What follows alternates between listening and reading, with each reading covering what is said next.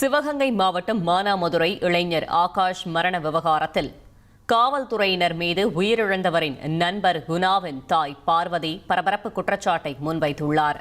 கைது செய்யப்பட்ட ஆகாஷ் மற்றும் தனது மகன் குணா ஆகியோரின் கண்களை கட்டி போலீசார் காட்டுப்பகுதிக்கு அழைத்து சென்றதாக அவர் தெரிவித்துள்ளார். இதனிடையே ஆகாஷின் மரணத்திற்கு நீதி கேட்டு மதுரை ராமேஸ்வரம் தேசிய நெடுஞ்சாலையில் அப்பகுதி மக்கள் தொடர் போராட்டத்தில் ஈடுபட்டுள்ளனர். என் பையனும் ஆகாசும் களங்காட்டு வீட்டுல உட்கார்ந்து இருந்திருக்காங்க. போலீஸ்காரங்க 50 பேர் போய் பிடிச்சிருக்காங்க. ஒரே இடத்துல பிடிச்சி 2 பேர்த்தையுமே கண்ணை கட்டிடுறாங்க. 2 பேர்த்தையுமே கண்ணை கட்டி குணாவை மட்டும் வண்டிக்குள்ள ஏத்திட்டு இவனை வண்டியை சுத்தி விட்டு ஏத்திருக்காங்க. ஏத்தி நடுக்காட்டுல வந்துகிட்டு இருக்கும் போது ஆகாசோடைய அழிய சத்தம் கேட்டிருக்கு. இதை கண்ணை கட்டி உட்கார்ந்து இருந்திருக்கேன். திரும்பியே பார்க்கல. அடிச்சு காலை முறிச்சு கல்லை வச்சு கீழே காலை தூக்கி வச்சு உங்க அம்மா கேள்வி கேட்டு ஒரு கம்பியை வச்சு கீழே 2 கல்லை அடுக்கி காலை அதுல வைடான்னு சொல்லியிருக்காங்க. ஆகாசம் அதுல காலை தூக்கி வச்சிருந்திருக்கேன்.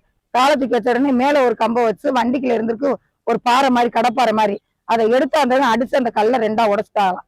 உடைச்ச உடனே அவன் கால் உடஞ்சு வச்சான். அதோட தூக்கி கொண்டு போய் அவங்க அப்பாட்ட அது வரைக்கும் தகவல் சொல்லலை. மயனை பிடிச்சமுன்றதே சொல்லலை. பிடிச்சாச்சு நீ போனதேன்னு சொல்லியிருக்காங்க. கண்ணுல காமிக்கல.